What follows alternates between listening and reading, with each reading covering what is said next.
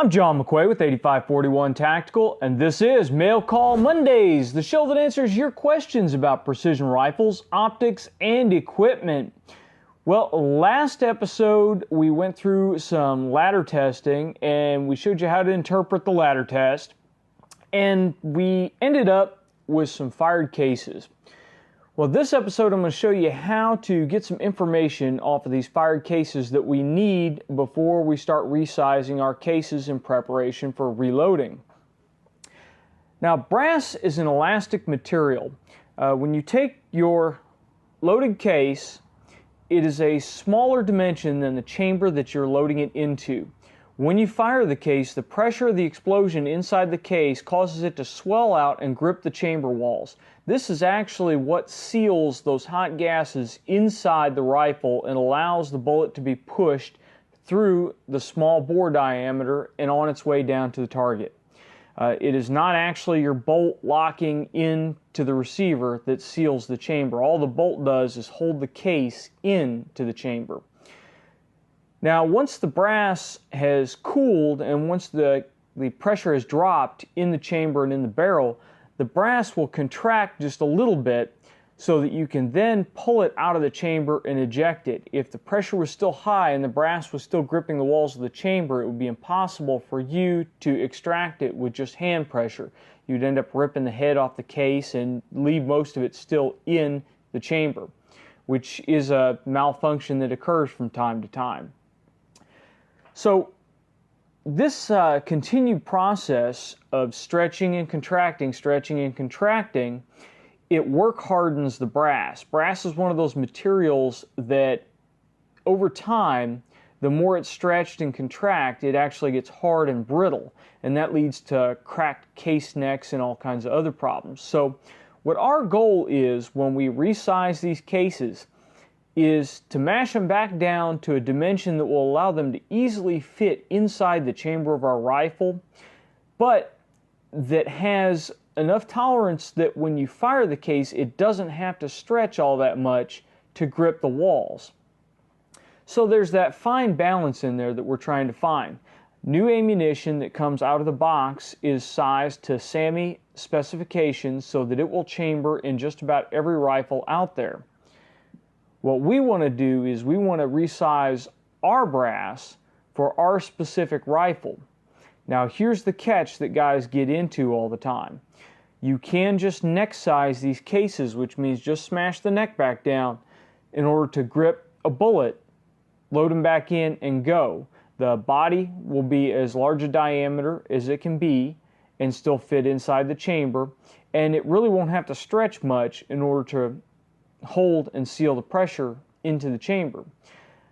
What will happen though is it will continue to expand just incrementally over each firing, and even if you're neck sizing, you'll notice after your third or fourth firing it's going to be really hard to chamber these and lock the bolt down because they've swelled so much and there's enough of a taper to the body of the case that when you load it in, it's not going inside all the way inside the chamber, and when you lock that bolt down, you're actually crushing it into the chamber that last couple thousandths, and that is what's sizing the brass to your chamber.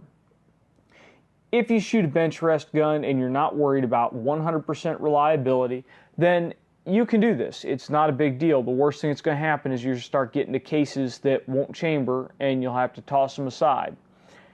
When we're talking about shooting tactical matches, we have to have a rifle that is going to be 100% reliable. In addition, when you get to that point, especially on a Remington 700 or some of the other rifles that don't have a whole lot of torque when you're locking that bolt down, when you get to that point where those cases are chambering hard, that's going to cost you time. There are a lot of stages where you need to be able to run that bolt as fast as you can possibly run the bolt and not worry about your ammunition dragging or gumming up. And finally, we shoot tactical rifle matches in the rain, we shoot with blowing dust, we shoot with mud. Any of that stuff gets on your cartridges, you're not going to be able to chamber that cartridge, and it's going to be game over. So now, how do we figure out how much to resize these without going overboard? Because if you follow your die manufacturer's specifications, all you're going to do is screw that die in, and you're going to crush this back down to either SAMI dimensions or maybe slightly below SAMI dimensions, and it'll still chamber in any rifle you've got. Now, if you've got a pile of rifles, then you may want to sacrifice a little bit of brass life in order to be able to use your reloads in any rifle you pick up. I have a bunch of ammunition that I will load up that I do that. I keep several hundred rounds on hand that are loaded to M118 LR specs so that I know I can grab them and go with any rifle I happen to pick up on that day. But that's not going to be your most accurate, and that's not going to be your best for brass life. There are a couple of different methods for measuring these cases when they come out of the chamber to see what that minimum dimension is that they've shrunk down to after firing. The cheapest and easiest method here is to get yourself a 40 Smith & Wesson fired case. Now, when you are measuring headspace on a 308 Winchester cartridge or 308 Winchester parent cartridge, what you're actually measuring is from the base of the case, the head back here, to a midpoint on the shoulder, which is called the datum line. And that midpoint perfectly equates to 0.40 inch. So the mouth of a 40 Smith & Wesson case is almost perfect size to index on the middle of the shoulder on this case to give you an idea of what your headspace is. Now there's a catch to that. While this is the cheapest method because you can pick these up at the range, you're going to want to make sure you use the same 40 Smith & Wesson case for every single time you do this, because the case mouth may not be exactly 0.40. In fact, it probably won't be exactly 0.40. So you'll get a slightly different headspace measurement from Smith & Wesson case to case. Now, that doesn't matter for what we're doing because all we're using this for is a comparator. We're not actually taking a specific measurement off of it. We are comparing two measurements we get and taking the difference of those two measurements. So what you'll simply do, take the 40 Smith & Wesson case, fit it over the mouth of your 308 case, take your calipers, and measure from head to head. And I would suggest you don't drop it, first of all, but I suggest you take a measurement on the flats of your caliper, then rotate it, take a measurement, and do it a couple of times so you can make sure that that case isn't getting cocked on there one way or the other.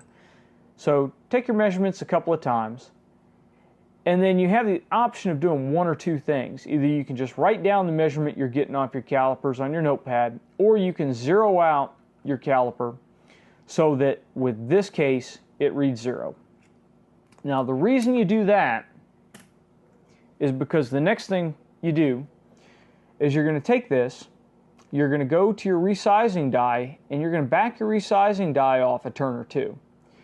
You're going to lube the case, you're going to run it through your resizing die, you're going to bring it back down, and you're going to measure it again. If you don't get any change, turn your sizing die in, do it again. And we're going to do this over and over again with a full-length sizing die until we start noticing a change in our length from the middle of the shoulder to the case head. That's our headspace changing. Now, the rule of thumb is for tactical rifles, you want to go about 2/1000ths under your fired case measurement. 2/1000ths under will give you enough room for grime, it'll give you enough room for easy chambering. It will not be so much that you're overstretching the brass every time you fire it. If you have an auto loader, depending upon your chamber, 2/1000ths may be acceptable for it, or you may want to go to 3/1000ths for an auto loader. You'll have to experiment with that and see what's reliable in your rifle. You may be able to go less than 2/1000ths in a bolt gun. You may not be able to. It's just going to be up to you to determine that in your rifle. Now, While that is the cheapest and easiest method, I don't recommend it. It's a critical measurement that we're doing here, and there are just way too many possibilities for flaws with a soft brass case. You could drop it on the floor, get a ding in the mouth and not realize it, and then go to measure your next case and have some problems. So set that aside. That's not exactly the best option for what we're doing here. Next up, I've been using these for a little while. This is an RCBS precision mic. Now what the RCBS precision mic is a kit that comes with a base that's threaded and a cap that's marked like a micrometer. And it actually has two caps, one for measuring cartridge overall length and one for measuring headspace. It also includes a neat little doodad to measure the inside of your chamber that I have never actually been able to get to work correctly. It's supposed to measure the cartridge overall length to the lands. Never been able to get it to work correctly. It either doesn't give me an accurate reading or it pulls the front half of the system out when I try to eject it. So it may work for you, just hasn't worked for me. However, the headspace portion of it has worked very well.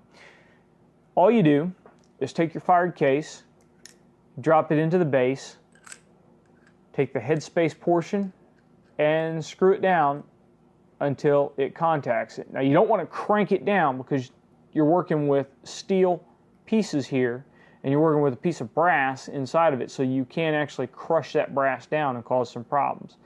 I just use two fingers and just until I snug it down, not even snug it down, just until I contact that stop.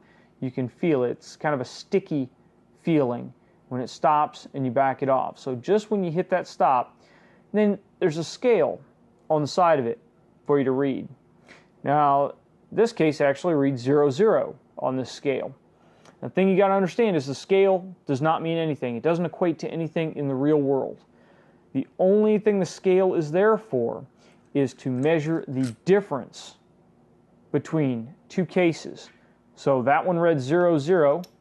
If I put this unfired Federal Gold Medal match round in here and torque it down, now this is reading. Studio lights are kind of reflecting off of it a little bit. 3.5 thousandths. So my fired case here is 3.5 thousandths larger in headspace than my new Federal Gold Medal match round. That's about what I would expect from this rifle, this factory Remington rifle. So it means if I put this case in here, because both of these are Federal Gold Medal match brass, if I put this case in and fire in the Remington 700 AACSD, it'll blow that case out about 3.5 thousandths on the headspace. It's really easy to use. It is not very fast when you're measuring a bunch of them because you have to screw it down each time. It is a little expensive, but it works very well. The next tool, and I just got this in the mail. I actually thought I was going to have to postpone this episode, but Midway came through again in their almost telepathic shipping and got us the Hornady Headspace Gauge Kit. Now, what this does is it is a body and an insert that goes onto your caliper. So all we simply do is throw this on the caliper, get it in there, make sure it's straight, and lock down the little brass thumb screw that's on the back side of here. Now we can take our case, stick it into the insert, close it up, and measure it. And again, all we do is we loosen up the scale on our caliper, we zero it out, and that tells us that that's 0. Now when we go resize our cartridge, we'll run it through the press, we'll come back, we'll drop it in, and we'll watch how much below 0 it measures, and we're only going 2 thousandths below 0. We can take a fired case because the insert on this is fairly long, and we can run our fired case into here. And our fired case is reading, I kind of play with it a little bit, but our fired case is reading right about 3.5 thousandths. So you'll see that we are getting some consistency between the Hornady and the RCBS tool. Now, one thing that I don't like about the Hornady tool is, first of all, there's the ability to get that case cocked to one side and another. If you do that, your measurement is going to be off. So you have to make sure you get it straight in there. You also have to make sure you pay attention to what insert you're putting in here. This is the 400 insert, which tells me that that hole in there is 4/10, which corresponds to the shoulder on the 308, and they have a scale included in the box that tells you which insert goes for which cartridges. The other reason that I dislike this is that when you're shooting a Remington, you'll get that little bit of primer crater, and that's perfectly normal. Every factory Remington that I've ever seen does it because it has a slightly oversized firing pin hole. So you'll get that little crater, that little nub that sticks up on the back of here. You'll have to run this through a decapping die, or just bring your full-length sizing die down far enough to kick that primer out before you can measure it. If you don't, and you try to use a gauge like the Hornady, then your caliper will be measuring how far that little nub extrudes from the center of the primer, and you'll get an incorrect reading. Because once you run it through the size die once, it's going to kick the primer out, and when you come back, that small amount of difference is going to screw up your measurements. So that's a couple of different ways to measure it. I just started using the Hornady set. I bought it for a couple of different reasons. One is that this little body works for not only their headspace section, but it also works for their cartridge overall inserts. You can get the inserts that will go right on the ogive of the bullet, and you can measure your cartridge overall length to a greater level of consistency than if you just measured tip to head with a regular set of calipers. So that's one reason for it. Although the RCBS kit also allows you to do that. The other reason is because since I purchased two separate ones, the one headspace, the cartridge overall length, and I purchased a second 30 caliber insert for the bodies on these, I can actually measure bearing surface now on my 30 caliber bullets. And I haven't tried it yet. I've read a considerable amount about it, but the experts say that if you're going to sort your bullets, sort by bearing length beyond anything else in matched bullets, because the bearing length will make a greater difference in the velocity than, an incremental weight difference. So we're going to give that a try. I don't know if I'm going to do a video specifically on that because I'm totally new to measuring bearing length. I may show you how to do it, but I don't know what kind of testing we're going to get into yet on that. I know this was a little bit of a short video, but we were really crushed for time this week. As you can see, we've put out several different videos, and we've got a whole bunch more on the block ready to go that I've got to get finished editing, and some of them I still have yet to shoot. So we're compressing this just a little bit. Next week, what I'm going to show you is actually how to get these resized, and then go through how to prep them after you resize them, cut them to overall, or cut them to the correct case length, deburr, and all that fun stuff. So we'll get to that next week. Please continue to send in your reloading questions. I haven't been answering them on the show. I've been answering them in the comment section on the actual videos. It seems to be a little bit quicker for me to answer them this way when we're doing this format. As soon as we're done with the whole reloading bit, we are going to go back to our regular Mail Call Mondays format where we actually answer your questions online or on video. I really think that gives us a little bit better interaction, but for now, this seems to be the most streamlined way to do it. If you guys like it or if you don't like it, please leave a comment in the comment section below. We read all your comments. Also, we do read your comments on Twitter or Facebook, so please go ahead and check those areas out and leave your comments there. If you like the episode, go ahead and click that thumbs up button. If you dislike the episode, let us know why. If you're a subscriber, thanks for subscribing. If you're not a subscriber, please make sure you click that button. It doesn't cost anything and it helps us out. So, until next time, get out and shoot!